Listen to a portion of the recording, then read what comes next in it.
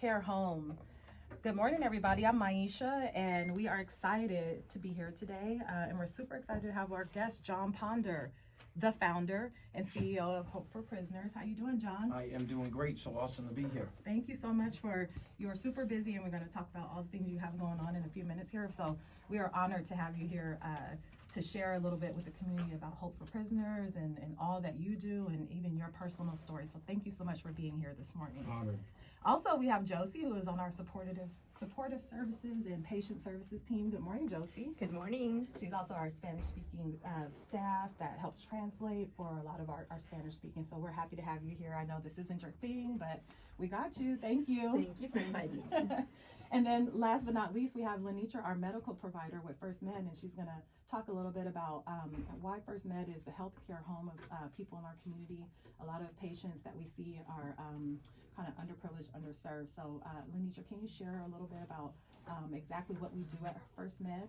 Absolutely. You also said that we serve underserved, underinsured. We also serve the undocumented, so we don't care what your document status is. So First Med welcomes everyone.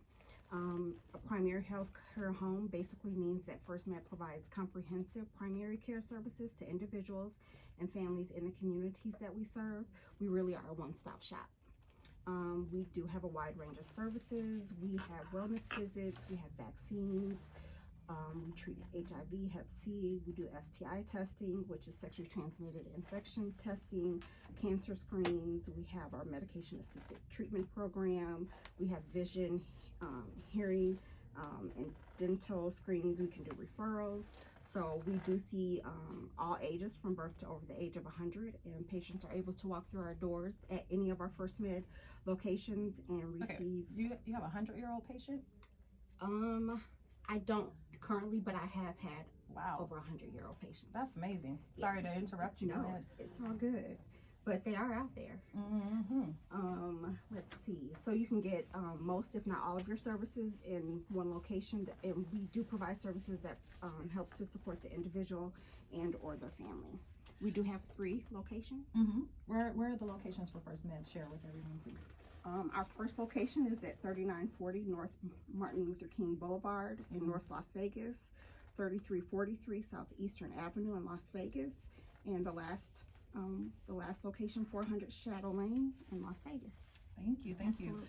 For our listeners, if you have any questions that you want to ask of us at First Med or Jon from Hope for Prisoners, please give us a call at 702-647-3688.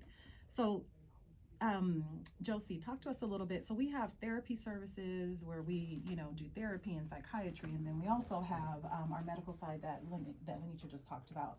But there's a gap in between. So someone that may come into a medical appointment may need extra services, or someone that comes into one of our therapy sessions may need extra services. Can you talk a little bit about what supportive services does to help those people that are in the middle? Yes, we also have additional services which include bus transportation assistance for those who need help getting to their appointments. We have Uber assistance rides for those. Food pantry for our patients. We can help enroll in our sliding scale for those who are undocumented and uninsured. We can help with Medicaid enrollment, Medicare, Social Security, all that good stuff if needed. Great, that's awesome. So I have a question for all you guys. Have you finished all your holiday shopping yet? Of course. Crickets. Crickets. We're all too busy for holiday shopping, right? I've done a little bit of Amazon ordering, but that's as far as I've gotten, and that's not like me either to be so impersonal and not feel the stuff and shop. But during the holidays, it's very stressful, even for super busy people like us, and people sometimes resort to not the best activities to be able to help support their families because it's so stressful. It's the time of year that people be, but it is. It is, right? People feel like they have to give, and somebody said on the radio today, if you give love, that's the best thing you can give is give love for the holidays. Don't worry about these tangible things. If you can give love and be surrounded by people that love you, that's the most I think it's thing. unfortunate that we do get caught up in the busyness of it and not really focus on the true meaning of what Christmas is all about. Exactly. Someone said for kids, right? You do 4 things: something you want, something you need, something to read, and something to wear. And so my kids were like, 4 presents. Take that back home. Yeah, I'm like, that's it. That's 4. That's it. So, and that's fortunate, right? Because there's a lot of people in the community that can't even do that. And so, First Med, we're talking about that at First Med, we're adopting a few families to be able to support as well. And John's doing an amazing event, and he even said, hey, do you guys need extra bikes? Because I have extra bikes, because it really does take a community to help our kids and families. Yes, it does. So I really want Jon, you know, thank you so much for being here, and you have a super amazing story. I think you're a superhuman, superhero. Oh, thank you. And these ladies will see too once they hear your story. So please just share kind of how Hope for Prisoners started Sure. and your journey as well. Okay, well, awesome. Well, you know, Hope for Prisoners was birthed out of my own personal experiences. As we work with men, women, young adults that are coming out of different arenas of the judicial system, you know, I was that guy that once upon a time, been in and out of different juvenile systems in the state of New York, different prisons in New York, and coming in and out of the system what seems like a lifetime, until one day, sitting in a prison cell, you know, for me, it was a conversation with God to ask him to step in and transform my life, and he did. And now what my mission in life is right now is to turn right back around and help other men and women who were engaged in those same things I was once engaged with, to help to escort them out of that and up into a brand new level of life. So out of that was birthed Hope for Prisoners, where we've been working with men and women right here in our local community and across our country. Yeah. You know, I think, Jon, when people meet you and they see you, they're like, oh man, you know, he must have been doing this for years and years and years. Can you talk about like when this was? This was not that long ago. Sure. That you were in prison. Right. So we've been doing this for 10 years. You know, this is 2019, May of 2019 was my 10th year out. And since that time, we've had a chance to work with over 3,000 men and women coming out of the system.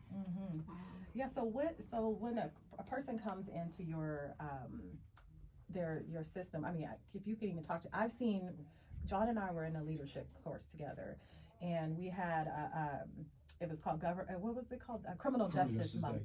And so they had people that were current prisoners in, like, come to talk to our class. And one guy, he had tattoos all over his face, and he said, I'm getting out like in, I don't know, a certain amount of weeks or whatever, and I'm scared because people are gonna look at me and they're gonna be scared, and I don't think I'm gonna get a job. Jon stood up in the class and said, you come see me. Wow.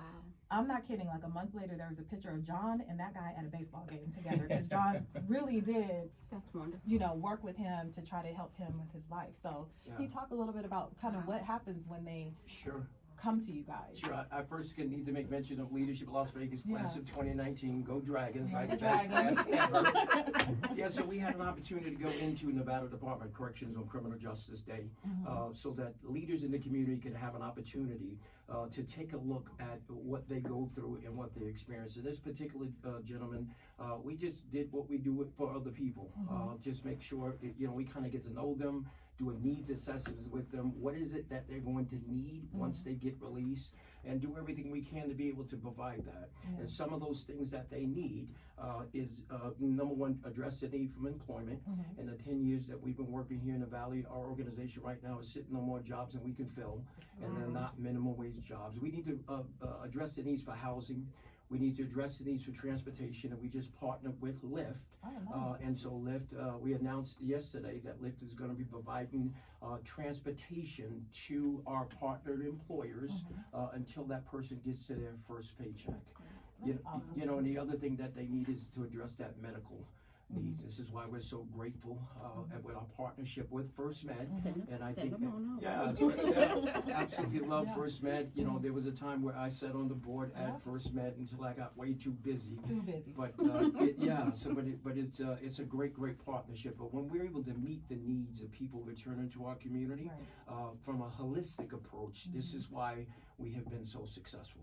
It's so true, because, you know, Jon and I we won't talk about the exact participants, but hey, we have odd jobs that we do. Like, we're building a program right now at First Med, which is a partial hospitalization program for young people. And so that's another gap in the community, another need in the community that is not met right now. And especially for people that don't have a ton of money. There's private programs all over the place where people with a ton of money can send their kids for thousands of dollars a month.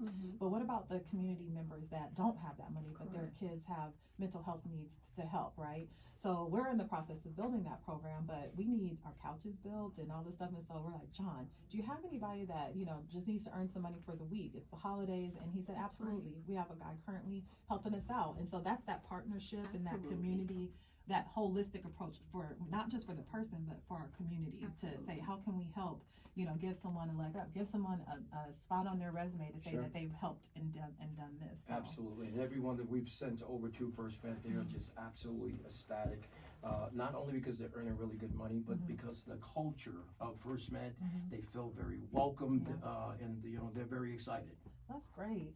So, like we talked about the holiday blues, there's so many things that happen. Do you guys find that your participants increase during this time or decrease? Like you said, you have more jobs than you have people to fill because the community is really responding to Hope for Prisoners right now. Right. So do you find that during the holidays, I know we know the statistics, more crime, but the real, right? So what's your take on the holidays and the activity that happens? Yeah, so I think that a lot of times, just like with anyone else, folks from this segment of the population, they may set into a little depression because they're not able to provide for their families. But again, that's what it is, where we come alongside them to be able to help them to meet those particular needs and just to be able to be there with them to to counsel them through this particular the season. For some people is very excited, but some people get get a little depressed this time of the year. But we want to make sure that we're there for them, to meet that particular need. I have a personal question for you because Jon has been to the White House. He has been on a jet at his galas and all of this stuff. Is it an out-of-body experience? And I asked you this before. Is it an out-of-body experience? Like, did you ever imagine you would be here today, especially from where you came from, the road that you've gotten here? Right. Well, sometimes, and I'm quite frequently asked this question. Sometimes I'm just absolutely amazed, and sometimes, Myesha, I sit back and I have to pinch myself. But I'm always reminded to a conversation I had in the prison cell with God when He revealed to me what the magnitude of what it was He was going to do through Hope for Prisoners. But on this journey, I constantly pinch myself, and I find myself in situations sometimes saying, what am I doing here? You're like, well, I'm okay. I'll be there. I'm going to fly there. Yeah. Another conversation that we had about just when you first started Hope for Prisoners, you said if you can share a little bit about the building that you're in, that you were working some other job and how you chose it and didn't even have any participants. Right. That's it's going a little deep. I remember everything. Just so you know. I forgot I even had that conversation with you. But it was a way when again, it was a vision that God had impregnated me with when I was in prison. I came home and gave birth to it. So I can remember, I was working a job because I had to work a job, and but this deep down desire to build the vision. Yeah. So one day I'm out looking for buildings, looking for properties. Where do I set an office up at? And they had no idea what it was that I was looking for. So I came across my existing building where I've been there for 10 years, and I walked into this building. And back then, the economy had been tanked. It was just thousands of empty space around the valley. And I walked into my existing setting. It was just completely bare. Out of the 40,000 square feet in the building, there was just one other tenant.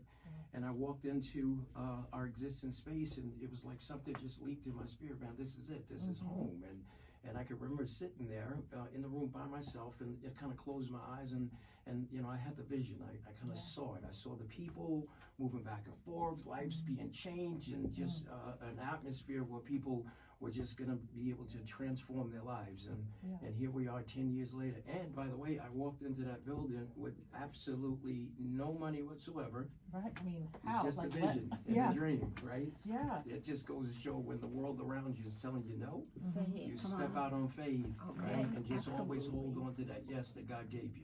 Absolutely. And that's where I said Jon is such an inspiration because, when we're talking about the holidays and just when you're struggling and, trying to be at every party, be at every event, just keep going and have that vision and just know that, you have that vision and you keep striving towards it, it'll happen. Right. And so we try to tell our therapy patients that, Van is not here today, but we talk about setting goals and visualization and all of that. And some people think about, oh, that's that's that, that's weird. We don't want to, but it's true. You speak it into existence, whether you're praying to God or whatever it is that you do, that you are putting it out there, that's your goal and your vision. So, I mean, it's so inspirational, especially around the holidays. So, Absolutely. yeah, talk about, I know that you guys are providing a pretty amazing Christmas experience for our community as well. Sure. And I've seen pictures of it, and you're going to have to say it so everybody else can visualize it that's listening. All right, well, good. This is our fifth year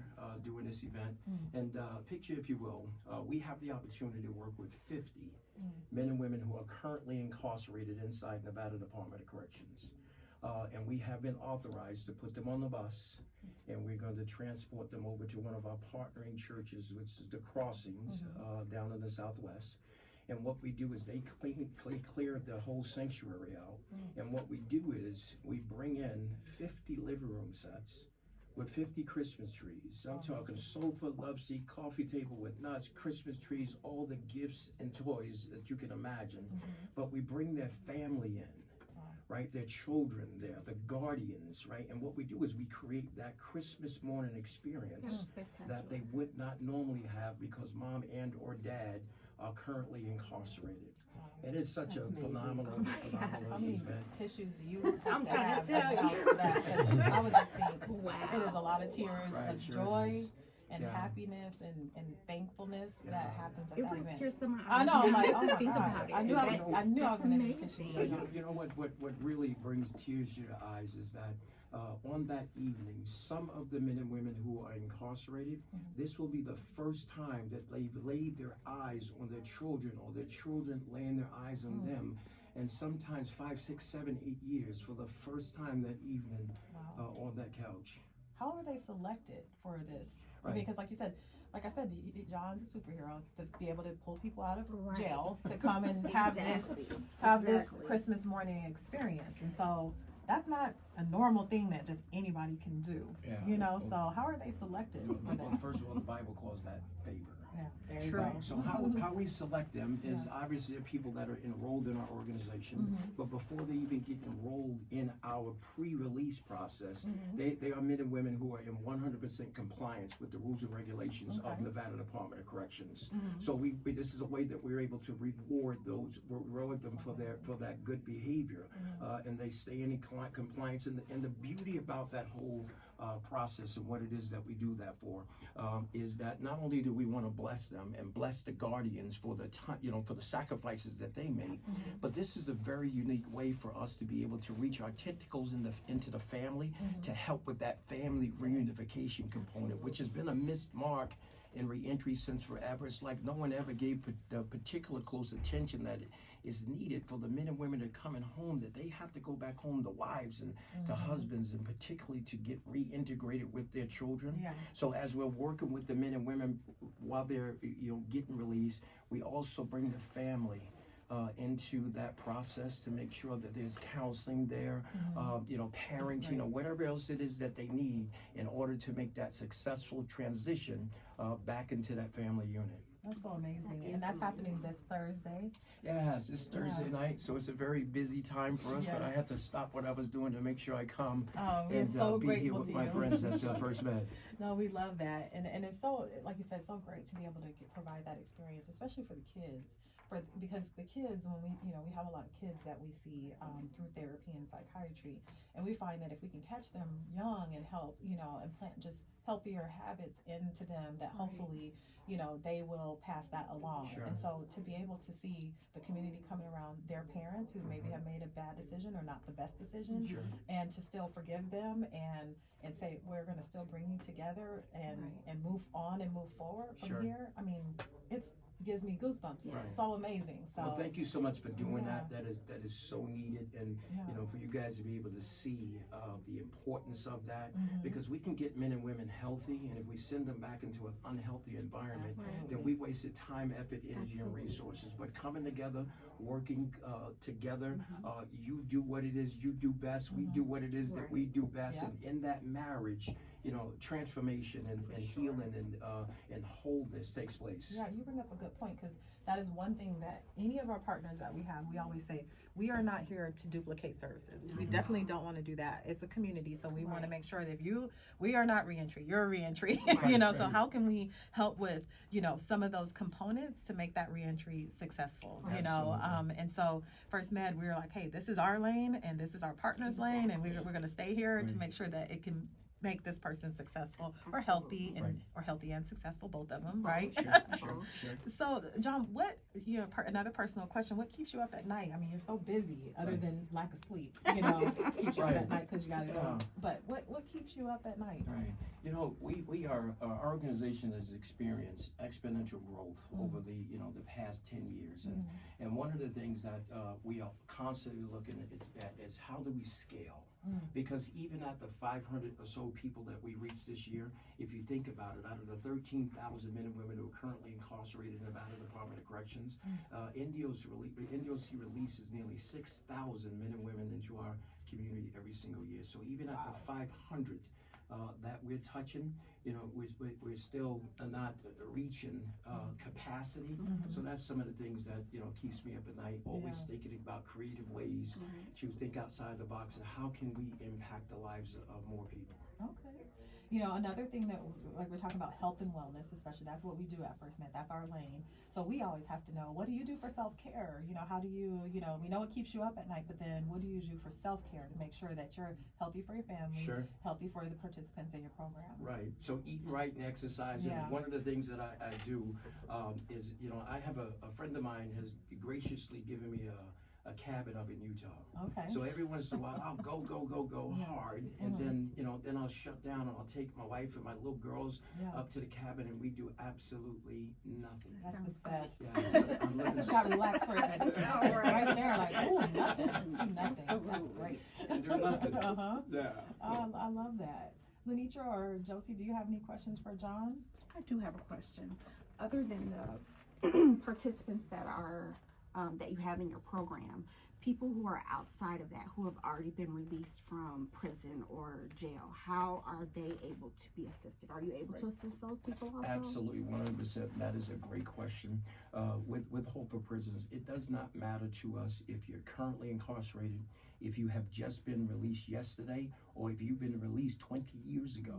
You still have that thing that is preventing you, or barriers from being successful, and we just open our door to have an opportunity to work with them as well. That's wonderful. Thank you for that information. Were we talking about something, or about the felony, or about working, and was there something that is in the law that just passed, or were you doing some legislative work on that? I know that our last legislative session, they've done our lawmakers have done some phenomenal things centered around rights to vote, and with record sealing and things like that. So I tip my hat to all our legislators who have done that great work last legislative session. I mean, that's great, because you're walking proof that, that you can turn your life completely around and really make a great impact in the community. And if people just judged you on your past and that was it, we wouldn't be talking today, right? Absolutely. We wouldn't be helping the 500 participants that you see just in a year. And so, like Jon said, we have to help more. I mean, there's 6,000 exiting. I mean, and some people don't want to be helped, but for those ones that do, and that have people that have been through the process, that's what is going to make it the most successful. Absolutely, and there's a win-win to making it more successful. You see, the goal of our organization is we want to change the landscape of reentry. We want to change the face of reentry. We want to change what it means to be people coming home and truly fighting for a second chance. But the only way that we do that is to help you create a massive amount of people who come home from the prison system, and not only do they never reoffend again, that they begin to live levels of life that most people want to dream of. This way the community will continue to open up doors and jobs and things of that nature. So Jon, if people want to get involved in your organization and help, volunteer, or donate, or how can they reach your organization? Absolutely, they can certainly visit our website at www.hopeforprisoners.org, and they can fill out a volunteer application. There's many donate buttons that are on there as well. I'm sure. But you can simply just give our office a call at 702-586-1371. and we can talk about different ways that folks will be able to get engaged. I love it. You know, when we talk about health and wellness, that, you know, that is First Med, but health and wellness of our community. That means creating a healthy community in Las Vegas. right. You know, I lived here for a really long time. Lilnetra's new from Chicago, but she still is. sees like, okay, we got a ways to go, you Yeah. know, as a community, but we've come very far For as well, sure. right? So, Absolutely. but health and wellness of our community is so important, and it's, you know, treating and helping the whole person, like Sure. Jon said, having a facility that they can afford to go to, because Right. you know, after they're working now, they have to go see a doctor maybe Sure. for a well check, or a psychiatrist or a therapist to help cope through, you know, maybe having a crazy boss or something like that, you know, at their job. Like normally they're like, I would do this when I was in my life, Sure, sure. but now I don't know how to cope without hurting somebody. Exactly. Right. So that's what Absolutely. health and wellness is all about, and we're just happy to have partners like you, Jon, and For thank you sure. so much for coming on this Oh, it is morning. my honor. And I hope everybody gets their shopping done Yes. for Christmas. But like I said at the beginning of the show, it's all about love, right? And, For and we sure. love our partners, and we love what we do at First Med. And so thank you everybody for listening to First Med, your health and wellness healthcare home. All right. Thank you. Thank you. Thank you.